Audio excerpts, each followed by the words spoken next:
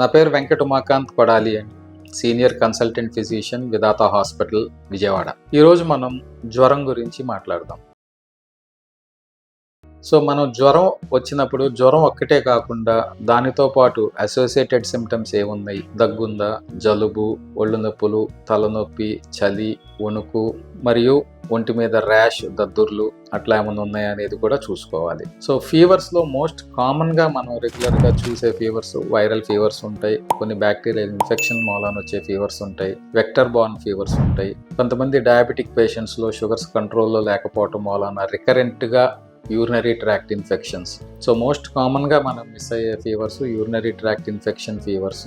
So ఈ fevers 2 రోజుల పైన అంటే 48 గంటలు దాటి అయినా కానీ ఫీవర్ ఉంటే మీ కన్సల్టెంట్ ఫిజిషియన్ కానీ ఫ్యామిలీ ఫిజిషియన్ కానీ కన్సల్ట్ అయితే ఆ ఫీవర్ సిమ్టమ్స్ని బట్టి అవసరమైనప్పుడు బ్లడ్ కానీ యూరిన్ కానీ ఇన్వెస్టిగేషన్స్, మోస్ట్ కామన్గా ఇనిషియల్గా చేసే blood investigations 48 hours to 72 hours తర్వాత సిబిసి అంటే కంప్లీట్ బ్లడ్ కౌంట్స్ మరియు complete urine examination. So fever లక్షణాలను బట్టి అదర్ స్పెషల్ ఇన్వెస్టిగేషన్స్ ఏమన్నా ఉంటే, ఇన్ఫెక్షన్ కానీ ఇన్ఫ్లమేషన్ కానీ ఉంటే CRP plus vector born infections కి అవసరమైతే డెంగీ, మలేరియా, స్క్రబ్ టైఫస్ మిగతా ఇన్వెస్టిగేషన్స్ చేసుకుని డయాగ్నోసిస్కి వచ్చిన తర్వాత ట్రీట్మెంట్ చేసుకోవాల్సిన అవసరం డెఫినెట్గా ఉంటుంది. ఈ వైరల్ ఫీవర్స్ లక్షణాలు ఎలా ఉంటాయంటే ఫీవర్తో పాటు సివియర్ హెడేక్, బాడీ పెయిన్స్, ఒంటి మీద ర్యాష్ రావటము, కొంతమందిలో దగ్గు, జలుబు ఉండటము అండ్ ఫీవర్ కంటిన్యూస్గా more than 101, 102 high grade fevers ఉంటాయి.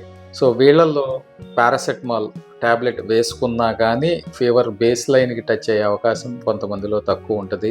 దాంతోపాటు అదర్ మెడికేషన్స్ కూడా పారాసెటమాల్తో పాటు కంబైన్ చేసి వేసుకోవాల్సిన అవసరం కూడా ఉండే అవకాశం ఉంటుంది. జనరల్గా ఈ వైరల్ ఫీవర్స్ అనేది 7 to 10 days ఉంటుంది. ట్రీట్మెంట్ స్టార్ట్ చేసినాక స్లోగా ఫస్ట్ 48 hours తర్వాత ఫీవర్స్ బేస్ లైన్ టచ్ అయ్యే అవకాశం ఎక్కువ ఉంటుంది.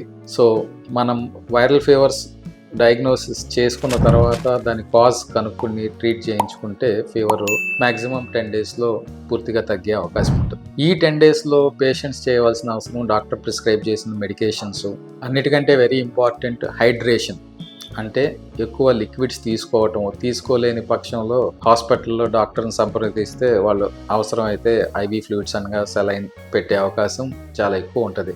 So hydration plus symptomatic treatment ఈ వైరల్ ఫీవర్స్లో ఎక్కువ శాతం మనం కంటిన్యూ చేస్తాం. ఈ వైరల్ ఫీవర్స్తో అసోసియేటెడ్గా కొంతమందికి దగ్గు, ఆయాసం కూడా వచ్చే అవకాశం ఉంది. వాళ్ళు ఊపిరితిత్తుల సమస్యతో కూడా బాధపడే అవకాశం ఉంటుంది. సో వైరల్ నిమోనియాస్లోకి ల్యాండ్ అయ్యే అవకాశం ఉంటుంది. సో అశ్రద్ధ చేయకుండా జనరల్గా 48 to 72 hours తర్వాత కన్సల్ట్ అయితే అవసరాన్ని బట్టి వాళ్ళ ఫ్యామిలీ ఫిజిషియన్ అడ్మిషన్ హాస్పిటల్లో అవసరమైతే అడ్మిట్ చేసి ట్రీట్ చేసుకోవటం, లేకపోతే అవుట్ పేషెంట్ బేసిస్ మీద ట్రీట్ చేసే అవకాశం ఉంటుంది. సో అదర్ కోమార్బిడిటీస్ ఉన్న పేషెంట్స్ అయితే డెఫినెట్గా ఈ వైరల్ ఫీవర్స్ని తక్కువ అంచనా వేయకుండా కన్సల్ట్ అయ్యి ఇనిషియల్గా ట్రీట్ చేయించుకుంటే రికవరీ ఛాన్సెస్ బెటర్గా ఉంటాయి, కాంప్లికేషన్స్ తగ్గుతాయి.